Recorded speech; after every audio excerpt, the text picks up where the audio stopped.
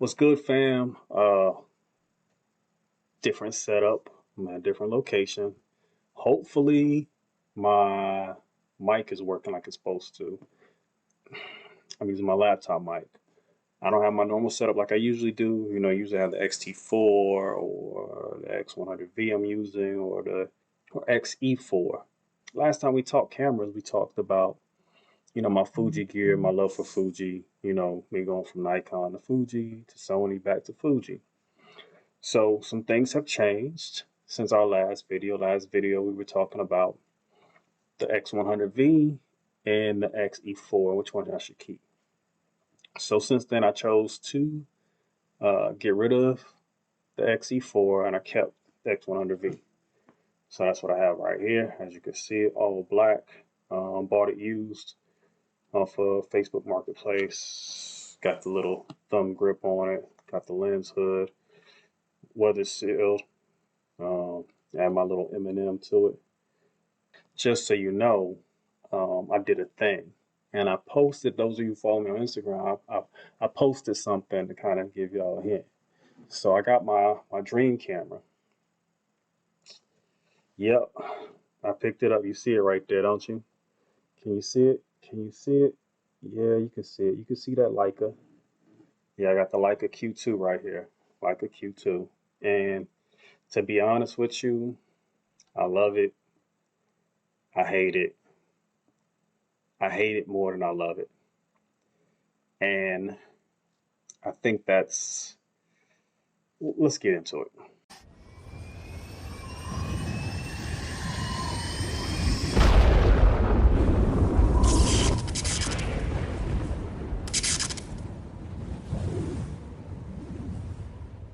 All right, welcome back. So we're talking about the Leica Q2. Like I said, I love it. I hate it. I love it.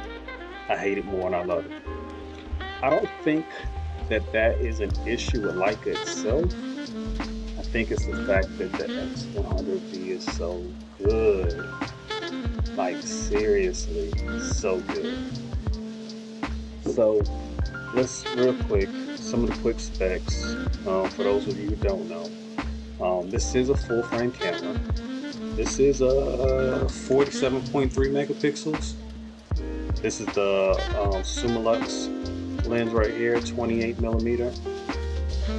Great lens, expensive lens, but this is, you know, fixed lens camera. This lens does have micro or macro mode on it. Flip the switch, right? You see everything on here. Right now it's in autofocus, I don't need it, but if I go into manual mode, right, I can twist it, I can change it or whatever. So this does go down, stops down to a 1.7 at its lowest, and at its highest it's an f/16.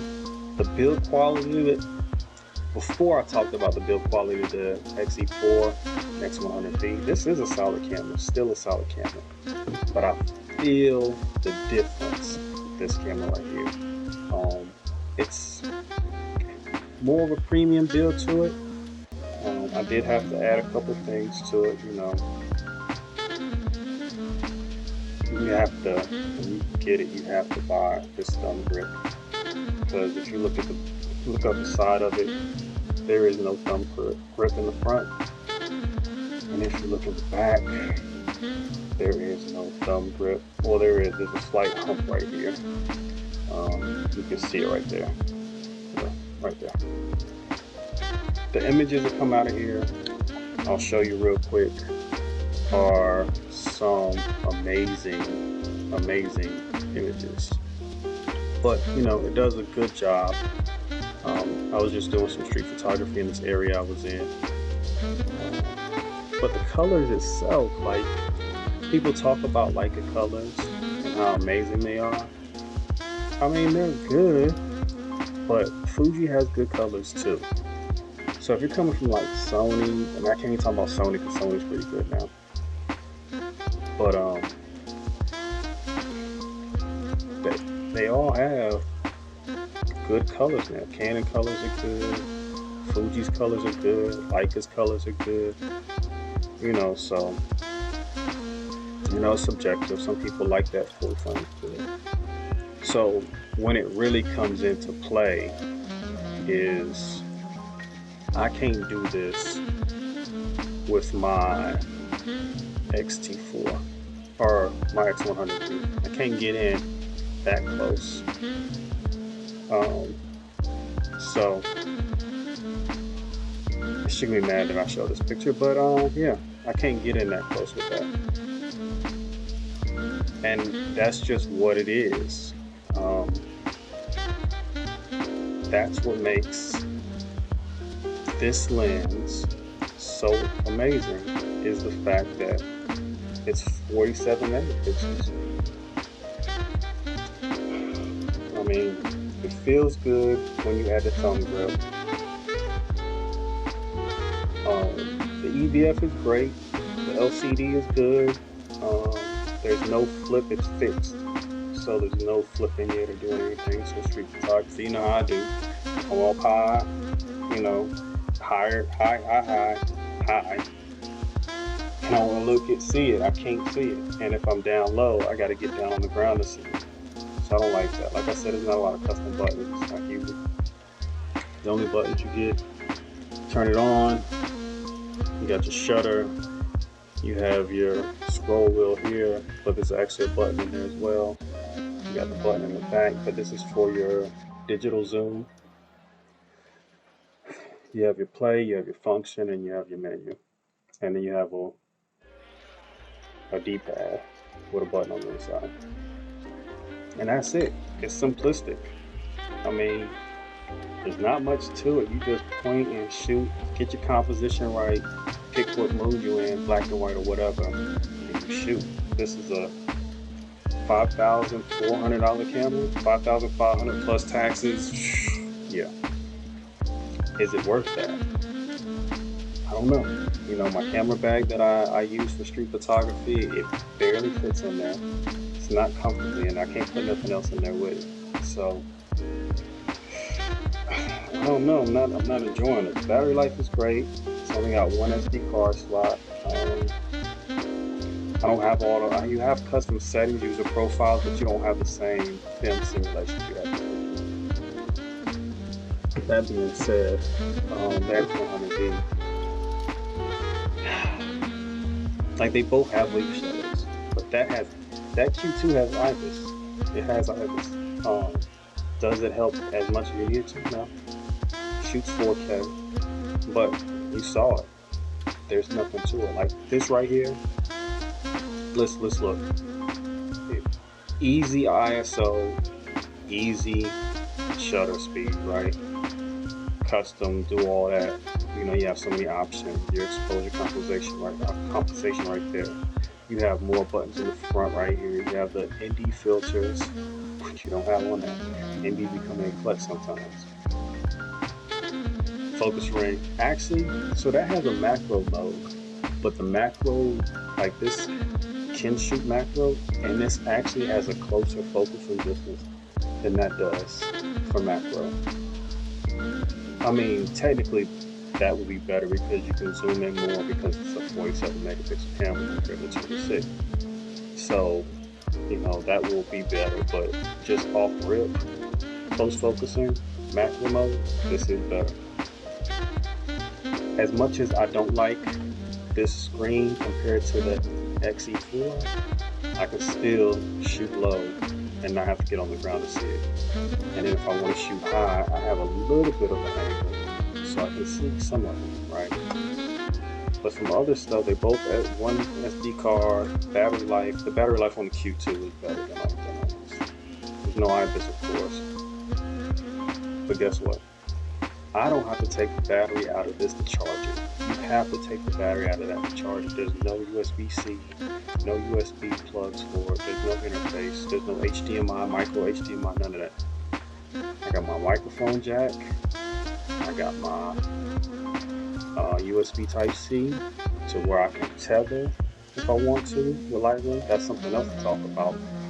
We'll get into that in a second. And then I have my micro HDMI. So if I want to use this for video, even though neither of these are video cameras, You like, I'm using this for a webcam. I can't use this for a webcam.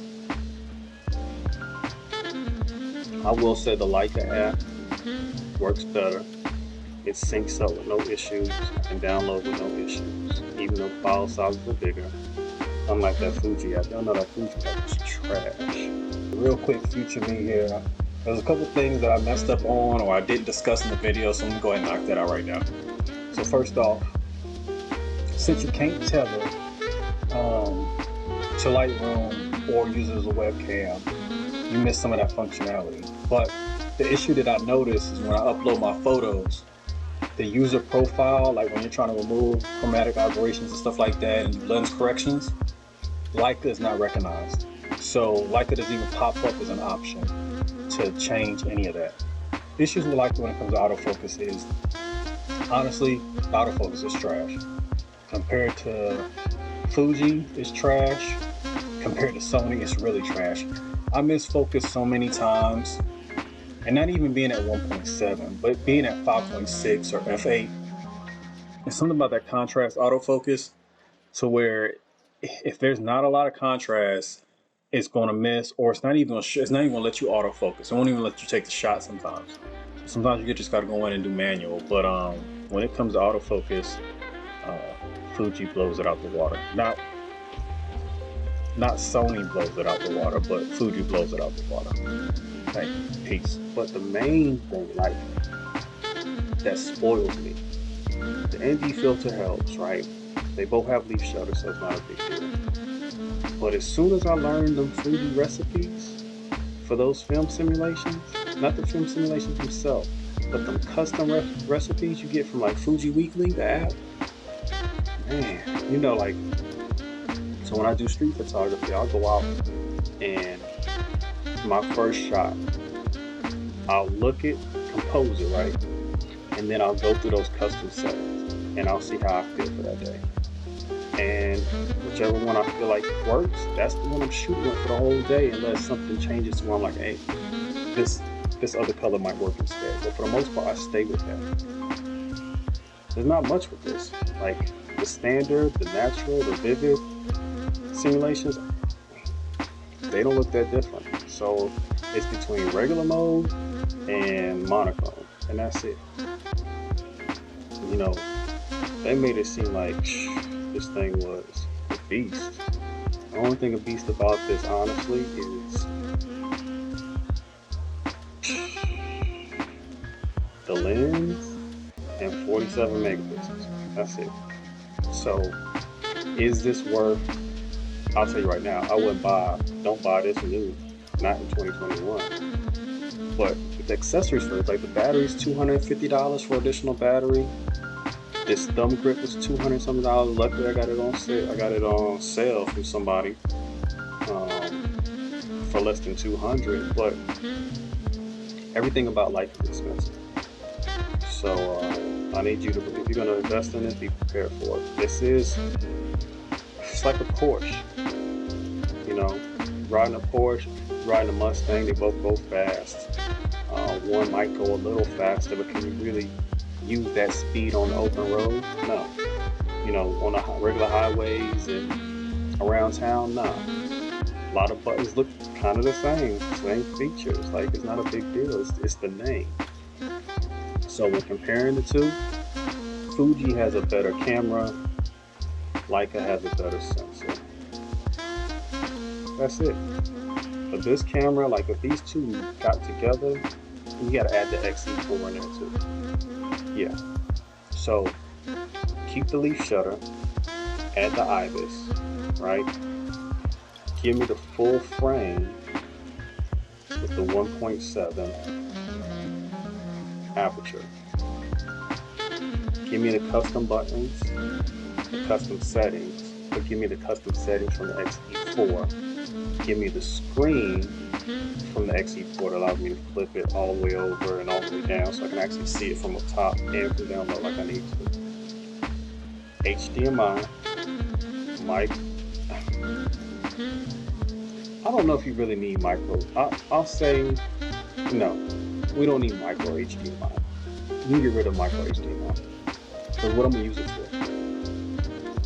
I'm not. I'm not gonna record this to an external monitor. Just let me have the USB-C. Allow me to tether and charge at the same time to use it as a webcam, right? So keep the OLED EVF and LCD, 5 million dots EVF, 5,000 dot EVF OLED. Oh, and give me the shutter and ISO wheel from the X100V on there. So if I want to make the Leica Q2 or the Leica Q3 the perfect camera for me, the one that I would want to keep forever, lens, all this, keep that the same. Maybe allow me to, on macro mode, close focus a little more. For real macro, give me the X100V shutter wheel or ISO wheel. Let me use this, even though it's used for ISO, let me use it for ISO and exposure compensation. Exposure compensation. Give me either one more button on the front or give me 1 or 2 buttons on the back, custom buttons, right? Give me the XE4's flip screen. Even if you don't even give me the XE4, give me the X100V's flip screen. Battery can stay the same. SD card can stay the same. Give me built-in ND filters. With the 1.7, I need a built-in ND. Gave me a loose shutter. Give me a built-in ND. And and give me the shutter button that allows me to connect the cable, or I can put a custom shutter on there. Will I be keeping this? Nah, I'm gonna get rid of this. I want to keep it. I really, really want to keep it and just use it as a street photography and portrait lens. But for the price and the changes that I'm making in my system, I just can't see it. As far as the X100V, as much as I love you, you're going to. I'm just going to get an XE4, and I'm just going to stick with that for now. There are some changes. My XT4 is gone. You missed it. I had an XS10. I had that for like a week and got rid of it. The only thing good on that camera was the grip. That was it.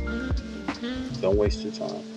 Unless you're new to the system and you your first camera, get it. But besides that, if you already have an XT3, XT4, XT30, XT20, X100V, XE4, X Pro 3, X Pro 2, don't waste your time with it. I get what it was for. It's for people new to the Fuji system. So for those people, fine. XS10, good, you can use it. But for any of us that's been on Fuji for a minute, don't do it. But again, I got rid of my XT4, about to get rid of my lenses. So I kind of added something. It's a little heavy,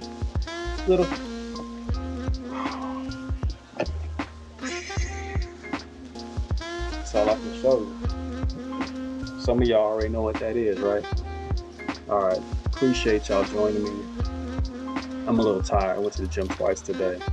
It's hot in here. I'm in a whole different space. I don't have all my equipment with me, so I apologize for that. But thank you for joining me. I'll get at y'all later. Peace.